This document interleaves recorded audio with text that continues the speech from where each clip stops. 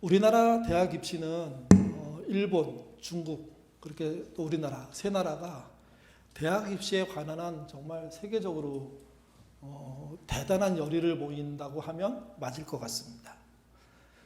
우리는 우리의 입장만 많이 보니까 일본의 입장이나 중국의 입장은 잘 모르죠. 근데 거기도 만만치 않다고 하더라고요. 우리나라의 사교육 시장은 어마어마하게 큽니다. 그래서 그곳에 투자하고 그래서 자녀를 대학에 보내고 하는 일들이 일반적으로 벌어지죠. 부천이나 인천 또는 지방의 도시에 있는 그런 부모들도 방학이 되면요, 대치동에 있는 학원으로 아이들을 보냅니다. 그게 보통이에요, 보통. 그래서 좀 좋은 대학교라는 이름이 붙어 있는 간판을 얻는 노력들을 보면 한마디로 대단하다라고 밖에는 설명할 수가 없습니다. 그리고 진학에 관한 굉장히 웃기지 못할 사건도 많고요. 또 희한한 말도 많습니다. 그 중에 하나가 이런 말입니다. 대학에 정말 가려면, 좋은 대학에 가려면 먼저 할아버지의 재력이 필요하답니다. 그리고 아버지의 무관심이 절대적으로 필요하답니다. 마지막으로 어머니의 정보력이 결과를 좌지우지한다고 얘기합니다. 그래서 온 가족이 이야기는 하나에 충분히 포커스를 맞추고 혼연일체가 되지 않으면, 자기 역할을 잘하지 못하면 그 결과가 좋게 올 수가 없다는 거죠. 참 아쉬운 건 이 혼연일체를 일으키는 가장 첫 번째 모습이 뭐냐면 돈이라는 겁니다. 할아버지, 조부모의 돈이 충분해야 부부 갈등 없이 대학 진학을 위한 총력전을 펼칠 수 있다는 암시가 그 안에 들어 있습니다. 그래서 유명 강사에게 특별한 수업을 받으려고 하면 이런 거 진짜 물어본답니다. 얼만큼의 돈을 들 수 있는지, 아버지는 이때 어떤 역할을 하는지, 엄마는 어디까지 할 수 있는지. 그 면접에 합격해야 그 선생님과 공부할 수 있는 세상, 이게 대한민국에서 벌어지고 있는 일이라는 거죠. 이게 많은 가정이 할아버지의 그 재력을 기대할 수 없습니다. 또 아버지의 무관심은 있지만 결국 아버지는 막판에 가서 관심을 갖죠. 그래서 큰 갈등을 일으키는 게 현실입니다. 이 두 가지의 리스크를 잘 극복하면 그 다음에 중요한 건 어머니라는 겁니다. 어머니에게 전권이 있어야 된다는 거죠. 그래서 헬리콥터맘, 이런 말들이 등장하는 것 같습니다. 오늘 본문에 등장하는 나시린의 이야기는 대학 입시의 이야기가 아닙니다. 특별히 부모가 부름을 받아서 자녀에게 네가 나시린으로 커야 돼 하고 키우는 문제는 입시 시험 보고 합격하고 이런 문제보다 훨씬 어려운 문제이고 난해한 문제인 게 사실입니다. 보통 하나님은 나시린 될 그 사람을 직접 부르십니다. 근데 오늘 본문은요, 그렇지 않습니다. 나시린의 어머니 될 사람, 또 아버지 될 사람을 먼저 부르시죠. 그리고 그들에게 앞으로 잉태돼서 출산하게 될 그 아이를 나시린으로 키우라는 겁니다. 여러분, 대학 입시와 나시린으로 키우는 것 둘 중에 어떤 게 더 힘겨울까요? 어떤 게 더 쉽지 않을까요? 이 말을 좀 더 이렇게 강도를 약하게 말하면 대학 진학과 신앙인으로 키우는 것 어떤 게 더 어렵고 어떤 게 더 쉬울까요? 좀 질문 한번 던져볼 필요 있다고 생각합니다. 많은 경우에 대학은요, 총력전을 펼쳐서 보내는 거라고 사회적인 인식이 있는 반면에 많은 경우에 신앙은요, 저절로 되는 것이라는 인식이 있습니다. 저는 여기에 신앙인 부모들의 큰 실패가 있다고 생각합니다. 대학 진학이 저절로 안 되는 거라면 믿음도 저절로 안 되는 겁니다. 아니, 대학 진학은 우연히 갈 수 있는 거지만 믿음은 우연히 되는 게 아닙니다. 부모들은 그런 태도로 두 문제를 봐야 하는데 어느 시점부터 우리 사회에서는 신앙은 저절로 되는 것이고 대학은 노력해서 가는 것처럼 이야기되고 있습니다. 이 판을 못 바꾸면 우리 미래 세대에 대한 꿈 역시도 꿀 수가 없다는 거죠. 나시린은 3가지 또는 4가지 조건으로 키워집니다. 첫 번째는 술과 부정한 음식을 먹지 않는 조건이 있습니다. 어렸을 때야 당연히 가능한 일입니다. 문제는 커서입니다. 술 마실 나이 되고 아무렇게나 음식을 선택할 나이가 됐을 때도 이렇게 할 수 있느냐? 이게 나시린의 조건이죠. 또 하나는 머리를 깎지 않아야 됩니다. 긴 머리의 남자 있을 수 있기 때문에 어려워 보이지 않을 것 같지만 그거 생각 같지 않습니다. 어쨌든 어렸을 때야 네가 나시린이니까 머리 깎지 않을 거야, 안 해야 돼, 이렇게 키울 수 있지만 자기 마음대로 하는 나이가 됐을 때도 그게 가능할지, 이건 역시 쉽지가 않습니다. 3번째가 시체를 접촉하지 말아야 합니다. 이건 부정한 것과 접촉하지 말라는 것과 연결되어 있습니다. 이건 역시 어렸을 때 잘 키워놓으면 어른 돼서 잘 할 수 있냐? 그런 문제 아닙니다. 어른이 되면 또 다시 이런 문제에 대한 고민이 생기고 스스로 정비해야 되는 거죠.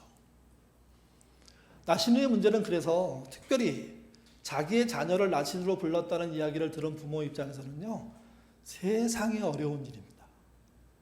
어떻게 결과가 나올지 모르는 겁니다. 간혹 나신으로 부름받는 것을 너무 대단하고 좋은 일이라고 막 과찬하고 자랑하는 사람들이 있긴 하지만, 그러나 결과가 어떻게 되느냐는 문제를 가지고 따져볼 때는요, 두려울 수밖에 없고 떨릴 수밖에 없습니다. 본문에서 나시린의 부름은요, 본인이 받지 않고요, 본인의 미래의 자식에게 있다는 예고를 들었죠. 그 예고를 들은 사람이 마노아의 아내입니다. 그 아내의 이름은요, 나와 있지 않습니다. 부모가 그런 통보를 받았을 때 부모의 마음이 어떨지 저로서는 감지할 수가 없습니다. 굉장히 난해했고 어려웠겠다. 실제 이 본문에서도 그런 난해하고 어려운 지점들이 나타나는 거죠. 또 하나, 아기가 나신으로 저절로 크지 않는다는 겁니다. 이 부름은요, 부모에게 책임이 훨씬 많습니다. 그래서 이건 가벼워 보이지 않습니다. 왜냐하면 나시린으로 키우는 문제는 오늘날의 문제로 바꾸면 믿음 있는 자녀로 키우는 문제하고 일치하기 때문입니다. 물론 그 아이가 술 먹지 않고 머리 깎지 않고 이런 거 저희가 대입시키지 않지만 좋은 믿음의 자녀로 키운다는 것 자체는요, 나시린으로 키우는 것 못지않게 큰 숙제이기 때문입니다. 그래서 오늘 본문은 한번 좀 잘 살펴볼 필요가 있습니다. 하나님이 마노아 부부에게 미래에 태어날 아이를 나신으로 키워라 이렇게 맡기셨는데, 이게 우리 신앙으로 우리들 안에서 우리가 부모로서 자녀를 믿음 안에서 키우는 것과 뭐가 연결되고 뭐가 다른지 같이 보겠습니다. 13장 8절입니다. 읽겠습니다. 마노아가 여호와께 기도하여 이르되 주여 구하옵나니 주께서 보내셨던 하나님의 사람을 우리에게 다시 오게 하사 우리가 그 낳을 아이에게 어떻게 행할지 우리에게 가르치게 하소서. 예. 마노아는 처음 아내가 나시린 아기를 갖게 될 거라는 그 이야기를 들을 때 현장에 같이 있지 않았습니다. 아내가 그런 이야기를 들었다는 이야기를 전달하고 난 다음에 그가 하나님께 기도했다고 그 본문이 얘기하고 있는 겁니다. 그래서 그렇게 잉태된 아이를 어떻게 키워야 합니까? 자기는 묻고 싶다는 거죠. 근데 이 묻는다는 이야기는 사실 이미 답이 주어진 상태입니다. 왜냐하면 아내에게 나시린으로 키워라 하면서 포도주 안 되고 부정한 음식 안 되고 머리 자르면 안 되고 그 다음에 주검과 같이 있으면 안 되고 하는 설명들을 했거든요. 정말 이미. 또 하나는 그 설명을 하지 않았다고 하더라도 이스라엘 사람들에게 나시린은 그런 존재임을 이미 공지되어 있는 상태입니다. 근데 마노아는 직접 그 이야기를 듣고 싶었습니다. 그래서 다시 그분이 나를 찾아와서 나에게 그 얘기를 해주면 좋겠습니다. 하나님, 그렇게 기도했던 겁니다. 근데 기도의 응답은 그렇게 오지 않았습니다. 다시 아내에게 동일한 그 사람, 사실은 여호와의 사자이죠. 그가 찾아와서 동일한 이야기를 전개합니다. 그러자 아내가 급하게 마노아를 불렀습니다. 그리고 그 사람과 여호와의 사자와 마노아가 대면합니다. 대면하고 알게 되는 건 무엇이었냐면 아내에게 이미 말한 그대로를 말하고 있다는 겁니다. 여호와의 사자는 더 이상의 말이 필요 없다. 나실으로 아이를 키우면 된다. 그렇게 얘기하는 거죠. 그러자 마노아는 하나님의 사자를 대접하겠다고 나섭니다.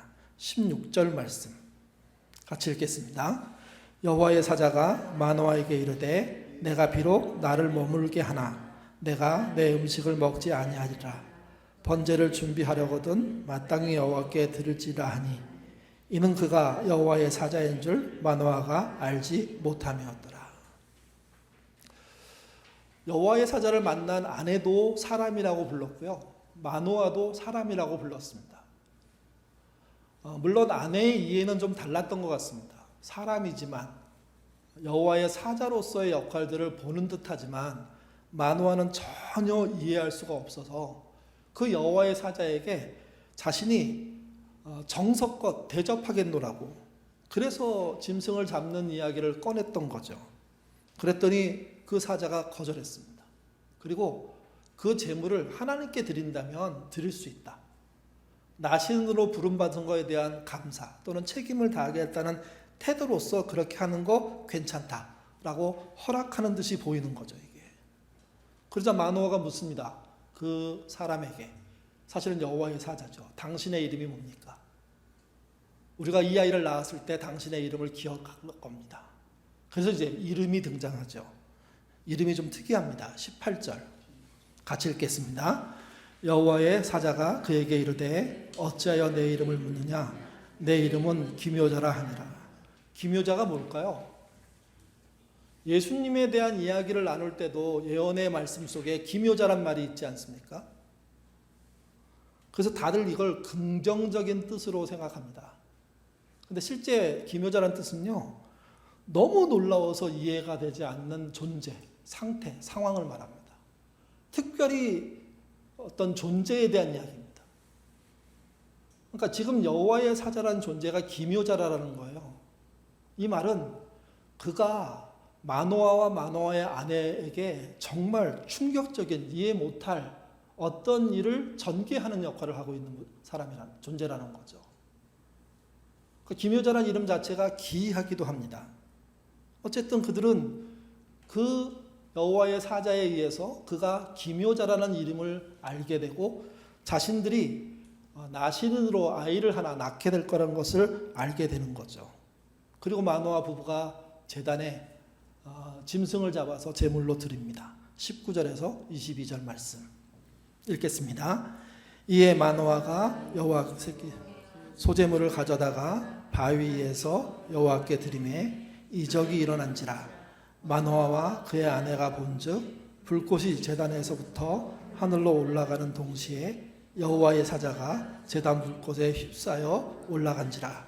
마노아와 그의 아내가 그것을 보고 그들의 얼굴을 땅에 대고 엎드리니 여호와의 사자가 마노아와 그의 아내에게 다시 나타나지 아니하니 마노아가 그제서야 그가 여호와의 사자인 줄 알고 그의 아내에게 이르되 우리가 하나님을 보았으니 반드시 죽으리로다 하니. 보통의 번제물은요, 불을 피워서 그 위에 얹어서 태웁니다. 그 연기가 위로 올라가면 하나님이 흠양하신다고. 번제단에 올라와 있는 제물은 완전히 다 타서 제가 될 때까지 그 불을 지피죠. 근데 여기 번제는 대단히 특이한 현상이 일어납니다. 보통 같으면 불꽃의 높이가 제단 위에 있는 고기를 태우는 쪽에 집중한다면 마노아가 드린 이 제물의 제단에서는요, 그 불꽃이 하늘로 올라가는 아주 특이한 모습을 보여줬습니다. 근데 그 순간 같이 있던 사람, 그들은 사람으로 알고 있었는데 여호와의 사자가 제단 불꽃과 함께 하늘로 올라가 버리는 겁니다. 너무 놀라서 그들은 땅에 엎드렸습니다. 그리고 이 일이 어떤 일인지 상황을 살피고 있는데 그 틈에 그들이 깨닫습니다. 사람이 아니었고 하나님의 사자, 천사였구나. 그리고 그들은 생각했습니다. 특별히 마노아가 그랬다고 나와 있는데요. 이젠 죽었다. 왜 그러냐면 여호와의 얼굴을 보는 자는, 하나님을 보는 자는 죽는다고 성경에 쓰여 있거든요.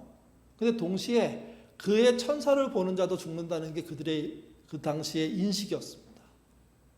봐서는 안 될 존재를 오랫동안 대면했으니까 이젠 죽은 목숨이다, 그렇게 생각한 거죠. 근데 아내는 달랐습니다. 하나님이 우리를 죽일 작정이었으면 처음 만났을 때 죽이지 않았을까 하는 질문을 던집니다. 또 번제물도 받지 않았을 거다라는 생각도 말합니다. 그리고 아기가 태어날 것을 알려주지도 않았을 것이다. 그러니 여호와의 사자를 만난 그것은 우리에게 뭔가를 주시기 위한 그분의 일이었고, 그 일로 그분을 만난 것, 그분을 본 것은 죽을 사유가 되지 않는다는 거죠. 마노아보다 아내의 해석이 훨씬 더 앞서 있는 것을 보여줍니다. 그리고 시간이 지나서 아이가 태어납니다. 24절, 25절 읽겠습니다. 그 여인이 아들을 낳음에 그의 이름을 삼손이라 하니라. 그 아이가 자라매 여호와께서 그에게 복을 주시더니 소라와 에스다올 사이에 마하네단에서 여호와의 영이 그를 움직이기 시작하더라. 그냥 삼손이 태어나서 마하네단에 살았다, 그리고 하나님의 영이 그와 함께했다라고 이해되는 본문입니다.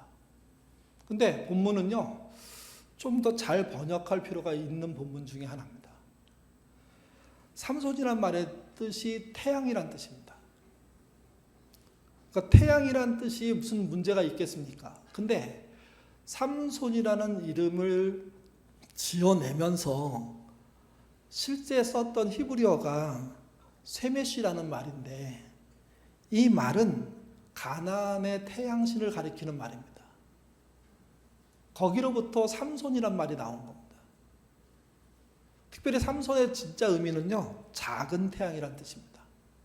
그러니까 가나안의 태양보다는 작은 태양, 그런 존재로 마노아 부부가 이 아이의 이름을 지은 거죠. 여기서부터 문제가 시작됩니다. 삼손 이야기는 우리가 뒷이야기를 다 알고 있기 때문에 그가 사사로 나신으로 부름하셨던 하나님의 뜻에 부응하지 못하죠. 부름대로 살지 못합니다. 그야말로 끝까지 말썽 피우다가 마지막에 그게 하나님의 뜻을 따른 건지 아니면 그냥 자살한 건지 알 수 없는 상황으로 끝이 나거든요. 근데 시작은 어떠냐 하는 거예요. 시작은 마노아와 마노아의 아내, 그 부부는 믿음이 있어 보입니다. 왜 그러냐면 여호와의 사자가 찾아와서 그들에게 나실인이 태어날 것을 알려주기 때문에. 근데 제가 지난 시간에 말씀드렸죠. 삼손이 태어난 그 시대에 굉장히 중요한 사실 중에 하나는, 삼손은 하나님의 부름받은 사사이지만 부모에게 위탁된 존재라고요. 그래서 이 삼손의 이야기의 키는 부모에게 있습니다. 부모가 그 아이를 어떻게 키웠느냐 하는 게 핵심입니다. 근데 그 키움의 시작이 뭐냐면 아이를 낳고 이름을 지었는데, 그 이름이 가나안에 살고 있는 많은 사람들이 알고 있는 태양신, 그 신의 작은 태양, 작은 존재로 이름을 지었다는 겁니다. 그러니까 시작부터가 자기 현실 속에서 가장 성공할 수 있는 어떤 키워드를 아이의 이름 안에 집어넣고 키운 거죠. 또 하나는, 그리고 그들이 집을 정해서 살았던 동네 이름이 마하네단입니다. 마하네단의 뜻이요, 태양의 집이란 뜻입니다. 그래서 삼손의 이야기에 가장 향방을 뒤집어버리는 사건이 기록되어 있는 부분이 24절, 25절입니다. 삼손은 이렇게 시작했기 때문에 이런 방향으로 간 거죠. 이런 방향으로 갔기 때문에 온전한 나실인 사사로 살기가 어려웠던 겁니다. 이게 어떤 상황일지 우리 한번 생각해 봐야 됩니다. 믿음이 어느 정도 있는 부인과 믿음이 있다가 없다가 하는 남편이 하나님의 뜻을 받는 상황부터가 어려움입니다. 그렇게 해서 태어난 아이를 당시 가나안에서 가장 유력한 신의 이름을 쫓아서 작은 태양이라고 지은 거죠. 그리고 자신의 집을 그 태양의 신전이 있고 그들과 함께 살고 있는 사람들이 많은 지역으로 옮겨서 그곳에서 아이를 키워냈다는 것이 삼손이 자란 배경이 되는 겁니다. 이런 환경에서 아이를 키웠다면 그 환경에서 큰 아이가 나시린들이라고 하더라도 어떻게 컸을까 하는 추측을 할 수가 있습니다. 가나안 우상을 닮은 아이, 가나안 우상이 이상이 된 아이, 가나안에서 출세하기 위해서 키웠던 그 아이가 삼손이라는 말도 되는 거죠. 이게. 또 하나의 단어 중요한 건요, 움직이기 시작하였다라는 말입니다. 이 말은 하나님이 영과 또는 상황으로 들어오셔서 직접 뭔가를 하셨다는 의미로 이렇게 읽혀집니다. 근데 이 본문의 원뜻은 이 움직이기 시작했다는 뜻이요, 휘졌다는 뜻이거든요. 삼손의 태양을 쫓고 태양을 숭배하는 도시에서의 양육의 그 과정 중에 하나님이 휘저으로 들어오시는 겁니다. 왜 휘저었을까요? 그들이 만들어 놓은 교육의 환경이 하나님 보시기에 말도 안 되는 환경이었기 때문 아닐까요? 하나님이 충분히 휘젓고 계심에도 불구하고 그들의 부모는요, 더 그 시대에 작은 태양으로 아이를 키우기 위해서 최선을 다하는 겁니다. 하나님의 부르심을 받은 나시린인데 믿음 있게 키워야 된다고 분명히 얘기했고 어떻게 키우라고까지 다 안내해 주셨는데, 근데 지멋대로 가고 있으니까 하나님이 그 현장에 들어오셔서 직접 휘젓고 계신 겁니다. 괴롭게 만들고 번민하게 만드는 겁니다. 삼손의 삶은, 그래서 이후의 삶은요, 이 앞에 있는 요 사건의 표현을 통해서 전부 예고되고 있다고 해도 무방합니다. 부모의 복잡한 세상살이, 우선순위를 정해주지 못하고 우선순위를 놓치고 방황하는 그 삶의 양육 태도, 그 일을 보시는 하나님이 그 일에 동조하실 수가 없는 겁니다. 그래서 오히려 나시린으로 키우라고 말씀하신 그분이 나시린으로 안 키우자, 나시린으로 안 키우는 그 생활 환경을 방해하시는 모양이 이 본문의 표현인 겁니다. 독립운동가이면서 사학자인 단대 신채호라는 분이 계십니다. 민족사관 수립을 위해서 자기 인생을 바친 분이고, 또 한국 근대 사학의 기초를 놓은, 그래서 근대 한국사를 공부했을 때 단재 신채호의 조선 상고사를 빼놓고는 말할 수 없는 굉장히 중요한 역할을 한 분이거든요. 그가 이상한 버릇이 있다는 소문이 있었습니다. 그리고 그 기록이 있습니다. 그 기록적인 내용이 이렇게 기록되어 있는데 한번 설교한 거 화면 보시죠. 같이 한번 읽어볼까요? 읽겠습니다. 단체 신채호는 세수할 때 고개를 쓰지 않고 빳빳이 든 채로 두 손으로 물을 찍어다가 바르는 버릇이 있었다. 그래서 그는 마룻바닥과 자기 저고리, 소매와 바지가랑이를 온통 물투성이로 만들었다. 여러 군데 여러 증인에 의해서 쓰여진 글이 아니라 딱 한 사람에 의해서 쓰여진 글에 나오는 단체 신채호의 이해할 수 없는 행동입니다. 이 글만 그대로 읽으면요, 세상에 이런 사람이 있을 수 있을까? 우리는 지금 뭐 화장실에 가거나 또는 세면대에 가서 물을 틀어서 물을 담아가지고 씻잖아요. 그렇기 때문에 어느 정도 서서 합니다. 그렇다고 하더라도 빳빳이 서서 씻지 않죠. 왜냐하면 우리 세면대에서도 빳빳이 서서 씻으면 사실은 온몸이 젖을 수밖에 없으니까. 그 앞에서도 고개를 살짝 숙여야 되고 물이 덜 튀도록 조심해야 되고, 그리고 신중하게 잘 씻어야 나머지 옷이 젖지 않는, 주변에 튀지 않는, 그거 상식입니다. 근데 단체 신채호가 마룻바닥에 서서, 그러면 이제 씻으려면 물을 떠와야 될 거 아닙니까? 물을 떠다 놓고 마룻바닥에 서서, 근데 그거를 찍어가지고 얼굴에다 이렇게 축축 치면서 바르고 씻고 있는 거예요. 그러면 온 옷이, 마루가 물로 다 젖어버리죠. 희한한 사람이다. 뭐 근대 한국사에 대해서, 조선 고대사에 대해서 정말 새로운 식견과 새로운 장을 여는, 저는 뜻으로 본 한국사보다 훨씬 더 중요한 책이 조선 상고사라고 생각하는데, 그런 책을 쓴 분이 이런 행동을 하는 분이라는 이야기를 누가 남긴 거예요. 남긴 사람은요, 춘원 이광수입니다. 둘이 잘 아는 사이입니다. 이 글을 남겨놨습니다. 근데 이제 그럼 왜 그랬을까 하는 거예요. 춘원 이광수가 누군지를 생각해 보면 약간의 답을 얻을 수 있습니다. 춘원 이광수의 가장 중요한 자기의 삶의 지표는 실익입니다. 그리고 실용입니다. 그래서 애국을 하다가 나중에 가서 어떻게 합니까? 변절하죠. 실익 때문에, 실용 때문에. 이분의 글을, 춘원의 글을 읽고 너무 좋다. 야, 이 어려운 시대에 이런 글을 쓰다니. 그렇게 생각하는 분들 많이 있을 겁니다. 근데 그분의 그 좋은 글이 실익과 실용이라는 가치관에서 나오는 결론이라는 겁니다.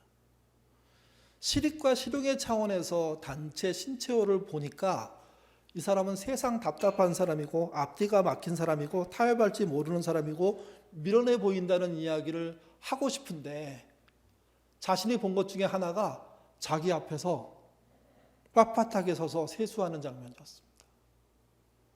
그리고 이 기록은 만약에 그 사람이 늘 그렇게 했다면 굉장히 많은 사람들이 봤을 건데 춘원만 봤습니다. 춘원만.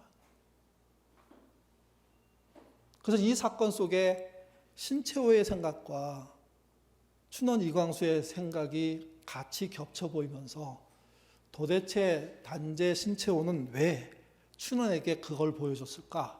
그것도 늘 하지 않는 서서 세수하는 모습을 왜 보여줬을까 하는 의문을 남긴 겁니다.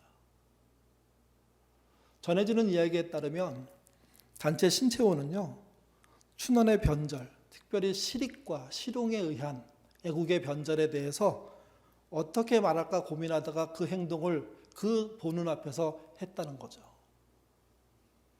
너의 실익과 실용이 과연 옳은지, 나의 이 미련한 서서 세수하는 행동이 과연 잘못된 것인지 너 한번 생각해봐라. 나 같은 사람이 너 앞에서 일부러 서서 이런 행동을 했다고 하면 너는 뭘 깨달아야 할지 한번 생각해봐라. 근데 그는 깨달음보다는 저 사람 참 미련하군 하고 거리 두고 멀어졌다는 겁니다. 제가 이 말씀을 드리는 이유는 이런 겁니다.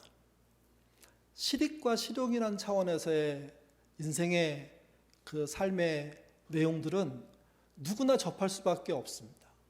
근데 실익이 앞서지 말아야 될 걸 앞서고 실용이 앞서지 말아야 될 걸 추월하는 이 상황을 우리들은 오해한다는 겁니다. 어떻게 오해하냐면 그럴 수도 있다고, 그래야 한다고. 단재의 생각은 그런 거였습니다. 절대로 일제하고는 그걸 바꿀 수가 없는 거라고. 아무리 실익이 앞서고 실용이 앞서도 일제 앞에 실용할 수 있으니까 일제를 받아들이고 실익이 있으니까 일제를 받아들인다고 말하는 건 말도 안 된다고. 그래서 서서 세수한 겁니다. 그걸 본 춘원은 세상에 미련한 사람이라고. 여러분, 애국보다 실익이, 실용이 앞서는 건 춘원의 입장에서는 가능한 일이지만요, 애국, 나라를 지키고 살려야 될 입장에서는요, 말도 안 되는 일입니다. 비슷한 일이 신앙에서도 벌어집니다. 세상의 실익과 실용을 넘어서는 믿음 있어야 됩니다. 그 믿음이 없는 게 문제입니다. 실익 앞에, 실용 앞에 믿음이 무너집니다. 그 믿음의 중심이 누굽니까? 하나님 아닙니까?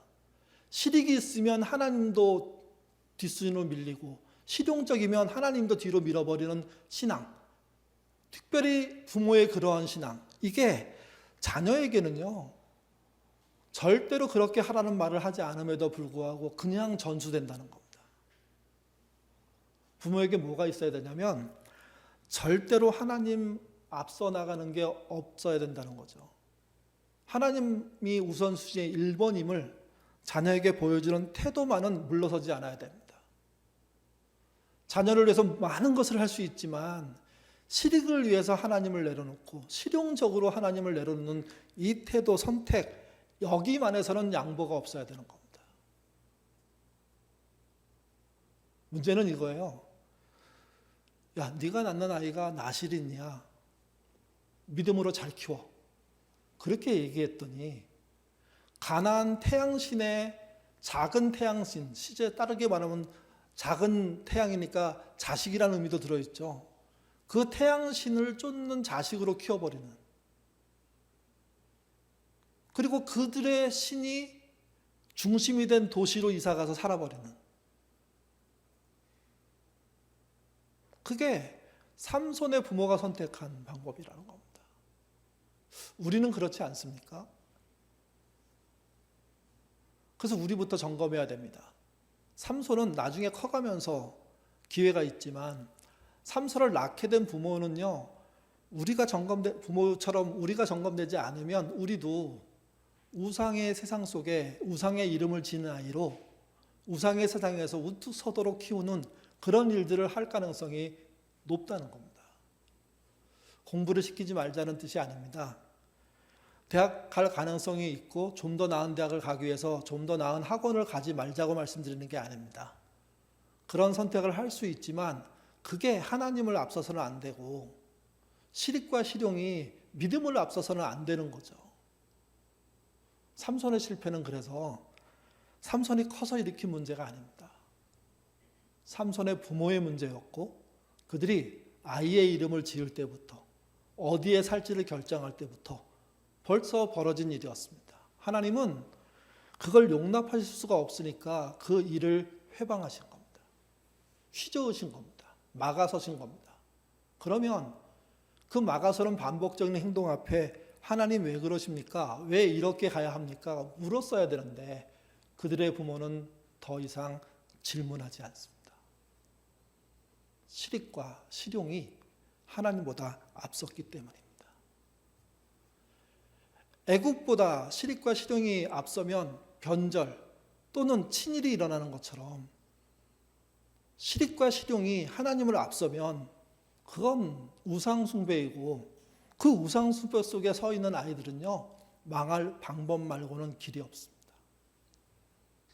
우리가 부모로서 우리의 자녀들을 그렇게 사랑하는데 혹시 그 아이의 실익 또는 나의 실익 때문에 또 실용적인 면 때문에 하나님을 앞질러 가버린, 하나님을 무시하고 하나님을 두고 가버린 그 사건은 없는지 한번 살펴보시고 앞으로 자녀와의 관계에서 그런 일이 벌어졌을 때 하나님보다 우선한 것이 없다는 것을 보여줄 태도를, 삶의 방법을 우리가 찾아야 한다는 거죠.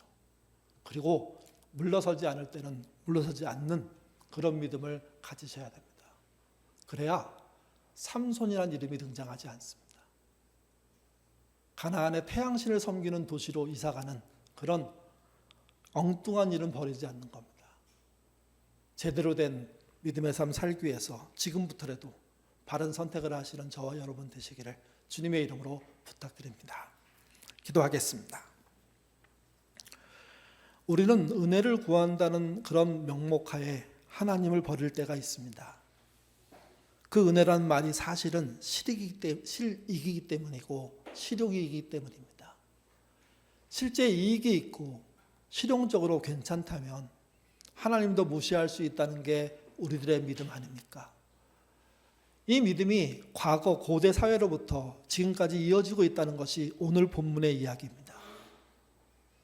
삼손은 나신으로서 부름받고 키워졌음에도 불구하고 자기 인생을 막 살았던 사람입니다. 마지막의 장면, 그 장면을 믿음으로 봐야 할지 아니면 자살로 바라야 할지 헷갈리는 인물입니다. 세상에 그만큼 힘센 사람이 없고 그만큼 능력 있는 사람이 없고 그만큼 대단한 일을 할 가능성을 가진 사람이 없었음에도 불구하고 그는 가나안 태양신의 자식처럼 살았고 그런 태도로 키움을 받았고 그런 실익과 실용을 누리며 살았던 것입니다. 우리도 이 장면을 바라보면서 우리의 자녀가 삼손은 아닐지 또 나는 삼손을 키우는 부모는 아닐지 돌아볼 수 있도록 인도하여 주옵소서. 우리가 삼손을 키우지 않기 위해서는 하나님보다 앞서는 것이 없도록, 실익과 실용이 앞서가지 못하도록 막아내는 것입니다. 그로 인해서 갈등도 생기고 어려움도 생기고 굴곡도 생기겠지만 그것만은 지켜야 할 것이라는 사실을 이 말씀을 통해서 우리가 받아들이게 하시고 지혜롭게 정면정당하게 그 일을 행할 줄 아는 믿음의 사람 될 수 있도록 인도하여 주옵소서.